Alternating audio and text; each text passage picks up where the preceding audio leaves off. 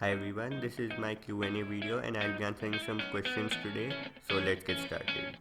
The first question is from Aryan Chabra. He asks your favorite cuber and favorite Indian cuber and why.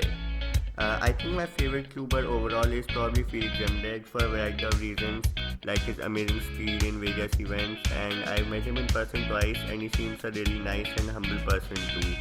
I also like Moscow as he's really good at geared events, especially multi-blind, and Jaden McNeil as he's world class in so many events. It's a bit hard to pick a favorite Indian cuber as there are many cubers I like, but I'd say Akash Rupela as he's a really good all-rounded cuber and he's also especially fast in cubic events. Arun Singh asks, who inspired you to start BLD solving? How many BLD solves do you do every day? No one really inspired me, but I think I remember seeing Marcel Andy's 3x3 blindfolded world record video, and as soon as I saw that people can solve Rubik's Cube blindfolded, I really wanted to learn it. So I watched Noah Arthur's tutorials on YouTube and understood the concept, and I experimented with it for a few days before I got my first success. Mohitullah has asked 6 questions. So the first one is, how do you get the money for your cubes? So my parents pay for my cubes. Do you think feed is a disrespectful event? I have mixed feelings about it, but yeah, I think to an extent it is. So if it was up to me, I'd remove it as an event. Who was your inspiration for pyramids when it was your main event? I didn't really have an inspiration, but I think when after I taught my sister how to solve pyramids, she started getting fast, so I practiced it a bit more so I could stay faster than her. Thoughts on magnetic cubes. I think it's always good to see some new innovation in the hardware aspect of cubing, and they're a bit expensive right now, but I think the price will decline as time progresses. How many times have you solved your 13 by 13? I've solved it 3 times till now. The first solve was 2 hours, the second solve was 1 hour 40 minutes, and in the third solve, I did around half of it and rest was did by various tubers on FMC Asia. How do you feel about your 6.87 official single? It was a really great solve for me and I wasn't expecting a sub 7 in comp. My previous PB was 7.8, so it was a really great solve and I'm quite happy with it. So Omkar Chavan asks the best 3x3 in my opinion. I strongly believe that there isn't a single best 3x3 that suits everyone's preference nowadays, and a lot of cubes are pretty similar in feel. As for my preference at the moment, I like the Volk 3. Hariharan SJ asks, how did you get into cubing? So I was in vacation in Dubai in October 2010 and I was at a Toys R Us and I got a Rubik's brand from there. Then when I got home I tried to solve it and I couldn't, so I looked up a tutorial and I found Dan Brown's videos. So I learned beginner's method from there and practiced for a few months. Then I attended Shasta Cube Open in 2011. Then I sort of left cubing for 2 years and I started again in late 2013 when I learned CFOP method, and then I also learned many other events and participated in my second comp, which was SCM in 2014. Arnav Arora asks, do you think Lakshay Modi is a nub? Yes I do.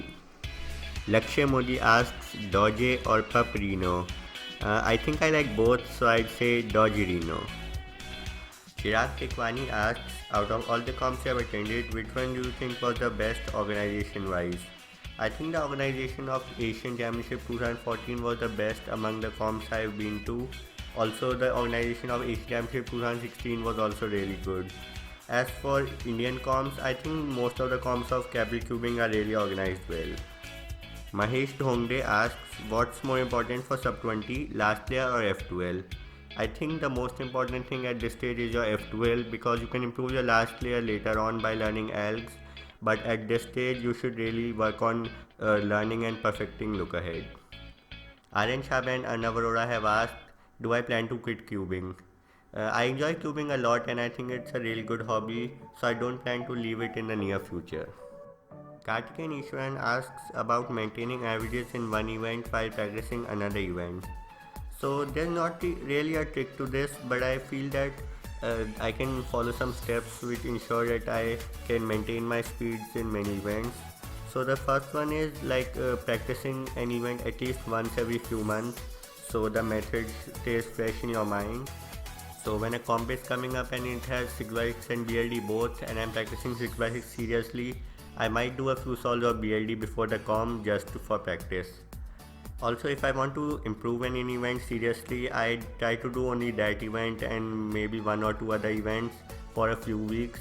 And I generally do this if I have a comp coming up with one of those events. Janil Sheth asks, don't you think tubing is only for rich people? I definitely don't think so, as I've always believed that it's the cuber, not the cube, and it's possible to get very fast regardless of the price of the cubes as long as it's a decent speed cube. Like a few years ago, very fast times were set with even Zen cheese, which is considered a bit slow compared to today's cubes, but it shows that it's possible to get very good times and you don't need a really expensive cube for that. Rishikesh Gonkane asks, when are you going to buy Gans Air UM? I am not sure if I'll buy it because I don't really like the feel of Gans cubes, but I'll wait for it to be available in India and to see what other cubers are saying about it. Devansh Kada has asked many questions. So the first one is, have you ever felt like you should stop practicing a particular event? I don't think that has happened that much, and if I feel I'm not improving in an event or I'm not enjoying it that much, then I just stop and practice some other event for a while. What are your BLD goals for this year? I don't really like setting goals that much, especially in my main event, as I feel it just pressurizes you to do well, and I think that I'll just take it as it comes. Do you feel that blind events are lacking amongst Indian tubers and definitely need a push? Yes, I think they do, but the main problem is that very few people do 3BLD, and among the ones that do 3BLD, a very small fraction go on to 4 and 5BLD. So if more people start doing 3BLD and take interest in it, then only 4 and 5 will be able to prosper. What do your parents think about tubing?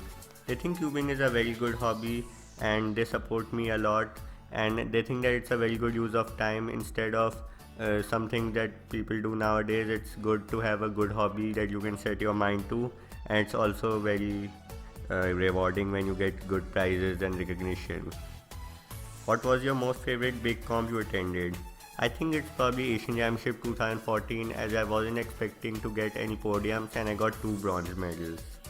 What's your personal opinion on people faking solve? I think the best thing to do is to ignore them because they know that they fake and they just do it for attention.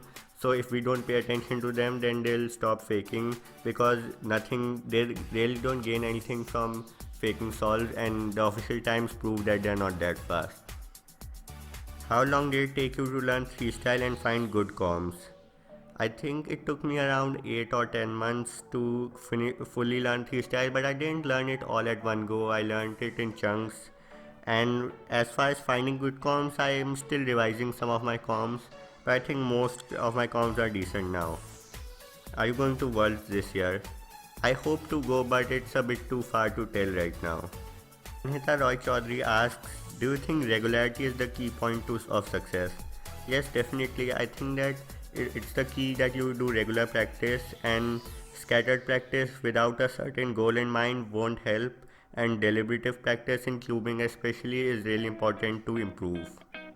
When I started BLD, I learned M2/Old Pokman, and when I started, I think I used to do at least 5 or 10 solves per day, and when I was really practicing, I used to do around 20 or so solves in a day. It depended on the day and it wasn't constant, but yeah, I think at least 10 solves per day is important if you want to improve in 3BLD. Hari Anirudh asks, what time distribution do you allocate for tubing/other hobbies like photography, studies, etc.? Elaborate other hobbies too. I don't really have a time distribution for it, so I do something if I'm feeling like it. Some of my other hobbies are stargazing and astronomy. Sometimes I spend hours on the terrace at night observing planets and stars with my telescope, and I also like taking photos of them. And I like to watch nature documentaries and science documentaries on channels like Discovery Channel, National Geographic, etc. I also like reading books a lot and listening to podcasts. Kritay Borvankar asks, favorite song to listen to while tubing? I don't really have a specific song I listen to while tubing, but one of the ones I like is Counting Stars by One Republic and also Undefeated by Torren Wells. I mostly listen to podcasts while cubing, and two of my favorite ones are Cortex and Hello Internet. So I think they help me focus while doing cubing, especially while doing big cubes. I also sometimes like to listen to the soundtrack of Interstellar. Kunal Oak asks, how do you balance practicing 18 events?